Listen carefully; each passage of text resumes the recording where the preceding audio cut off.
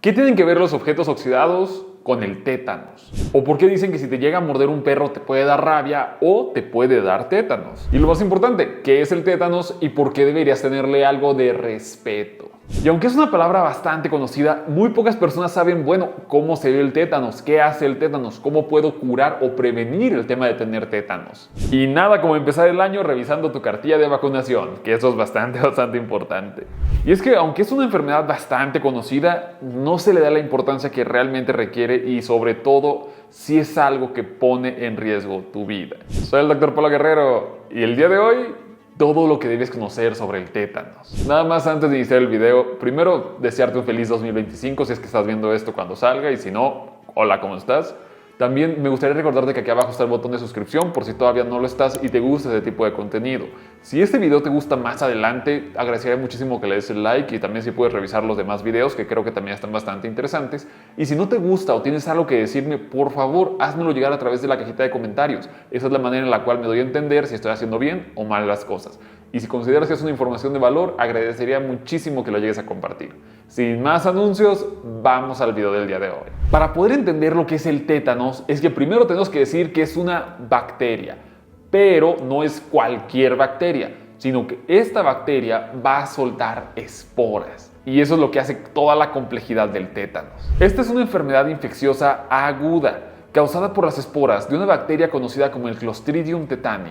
Y créeme, estas esporas se encuentran en demasiados lugares, no solo en los clavos oxidados, sino que, mira, son una lista de varias cositas. Particularmente en el suelo, las cenizas, los intestinos de animales o intestinos de humanos, en la superficie de la piel y obviamente en las herramientas oxidadas, como los clavos, agujas, alambres, ya sabes. Pero uno de los puntos los cuales seguramente te van a sorprender es que las esporas del tétano también se encuentran en el polvo.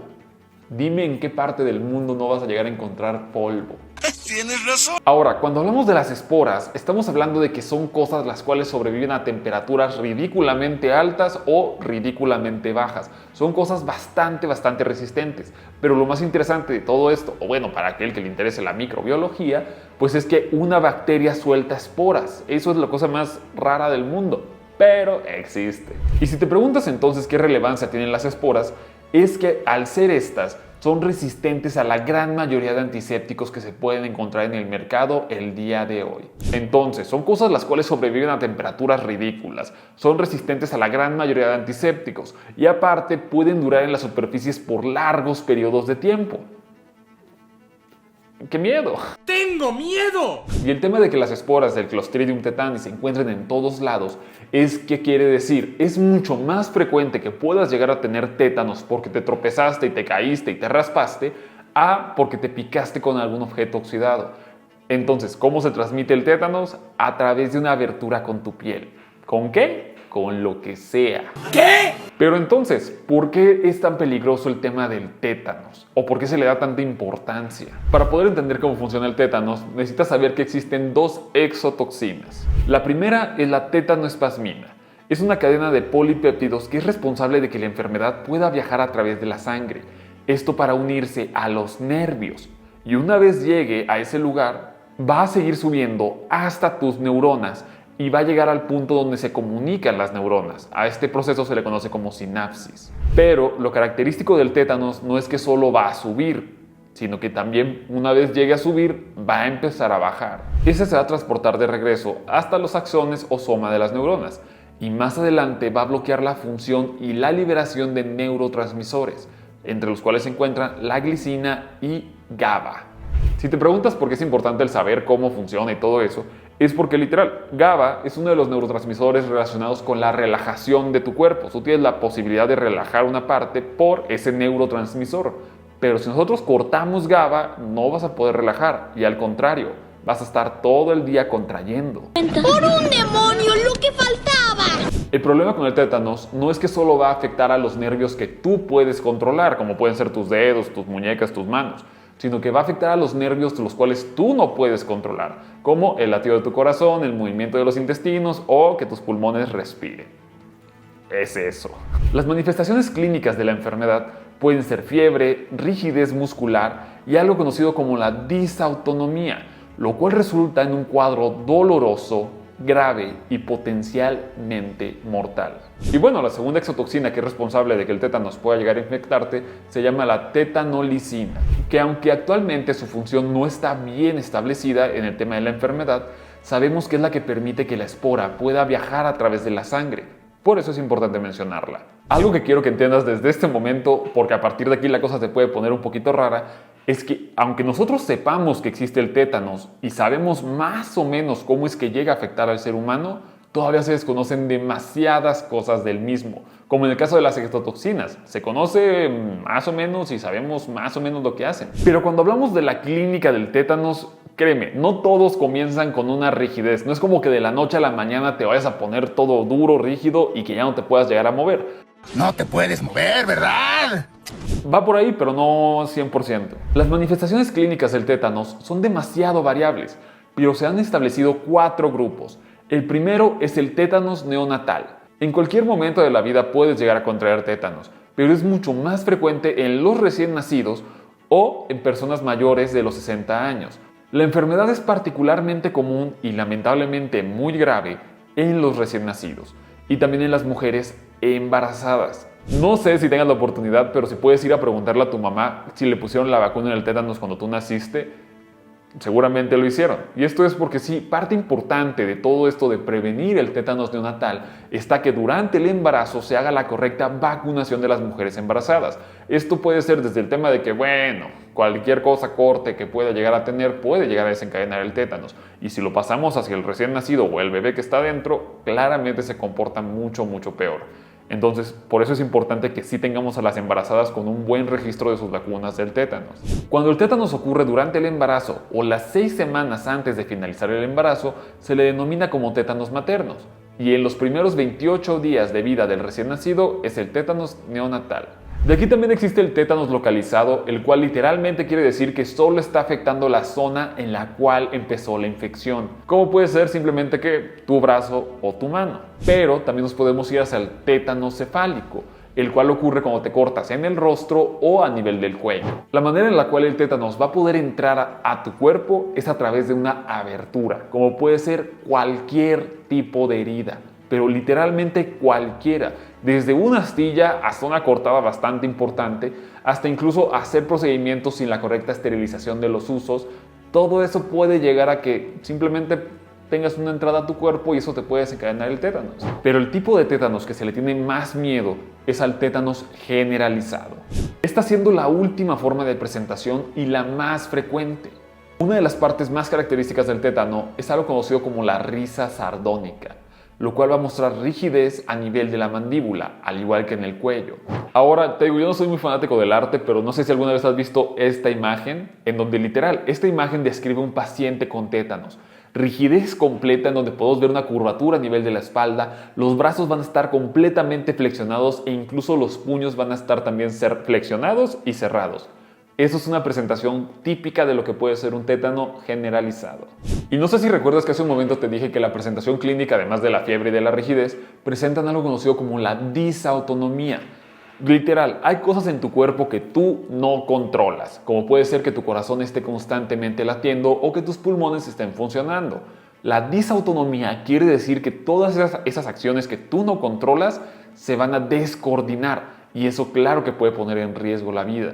La disautonomía es una alteración de la función del sistema nervioso autónomo, las cuales se presentan por alteraciones rápidas de la presión arterial, la frecuencia cardíaca, y esto hace mucho más difícil el manejo. Además de que si llevamos esto más adelante, esta contracción de los músculos también puede llegar a afectar la contracción muscular de los músculos respiratorios, haciendo que el paciente entre en un estado más crítico. Pero ¿cómo te vas a dar cuenta si alguien tiene tétanos o si alguien está pasando por este proceso de tétanos? Porque pueden ser demasiadas cosas.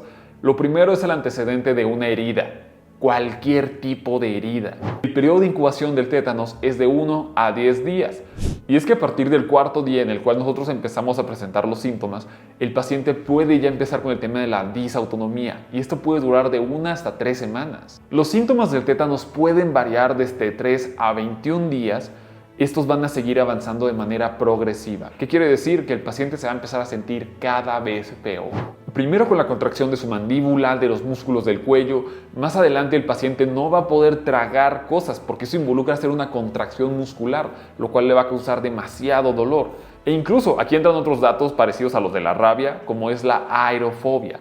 Todo lo que cause que nuestros músculos se lleguen a tensar va a causar un dolor muy severo en los pacientes. Entre ellos está que si tú les echas aire, seguramente el cuerpo va a reaccionar y te pone la piel chinita.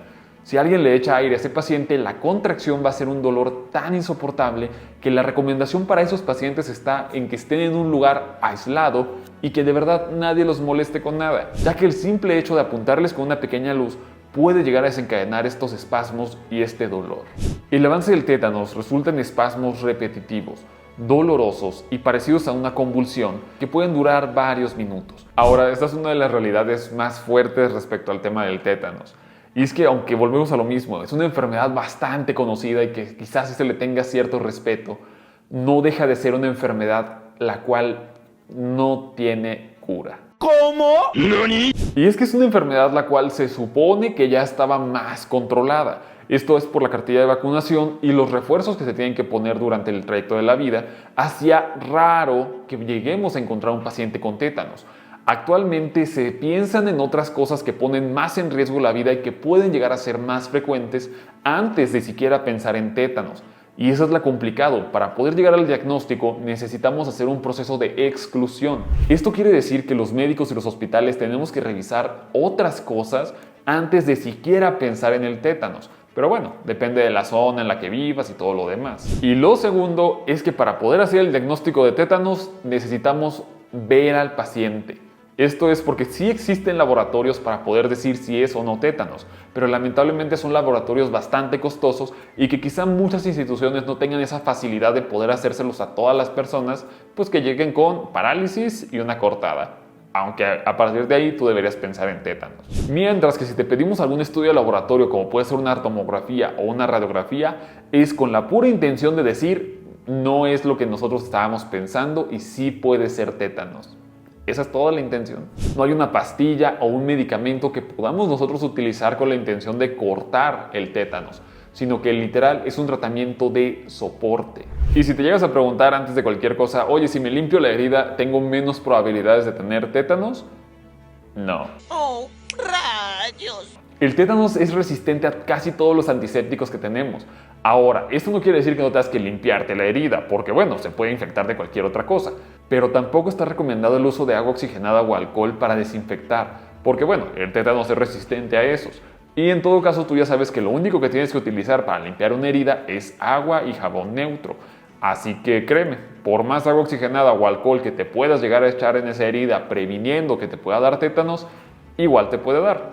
¿Qué quieres que haga? Porque esos agentes no le hacen caso a las esporas del Clostridium. Y es que se deben tomar en cuenta diferentes factores, como dónde te cortaste, hace cuánto, qué objeto fue el que te causó que te cortaras, y sobre todo también depende de tu edad y tu estado de vacunación.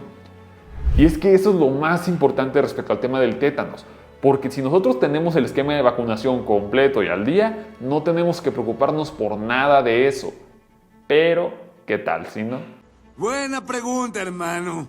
Y es que si llega un paciente el cual llegamos a pensar que tiene tétanos, sí se le pone la inmunoglobulina tetánica, pero esto no va a cortar la enfermedad. Se le coloca porque, bueno, sí se ha visto que puede tener mejor sobrevida el paciente, o sea, tiene más chances de sobrevivir porque reduce la mortalidad, pero no es una cura para el tétanos. La inmunoglobulina tetánica se debe administrar alrededor de la herida, con la intención de neutralizar las toxinas que se encuentran en el tejido, al igual que también se utiliza la antitoxina en el tratamiento de heridas que dependan de la naturaleza de la herida y del historial de inmunización.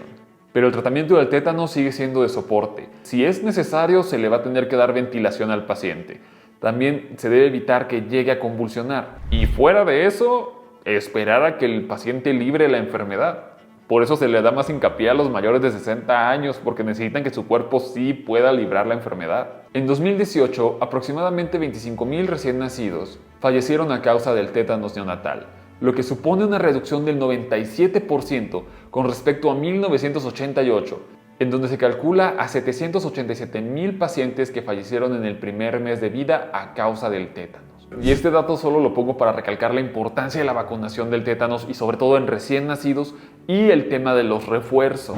Y es que si nos vamos desde la infancia, nos vamos a dar cuenta que la cartilla de vacunación, o bueno, la de México, viene una vacuna conocida como la hexavalente. Esa cubre contra el tétanos. Después, más adelante en la vida, a los 4 años de edad, se tiene que poner la DPP. Y más adelante se le tiene que dar un refuerzo cada 10 años. Si eres una persona a la cual en los últimos 10 años no ha recibido el refuerzo del tétanos, créeme, estás en riesgo.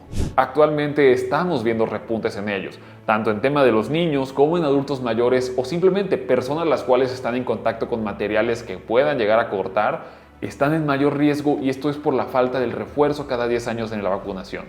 Entonces, ¿quieres evitar que te dé tétanos? Ponte tu vacuna. Y si te llegas a preguntar si no recibes tratamiento, ¿se puede librar la enfermedad solo? No. Lamentablemente sabemos que el tétanos afecta a que tú puedas llegar a respirar.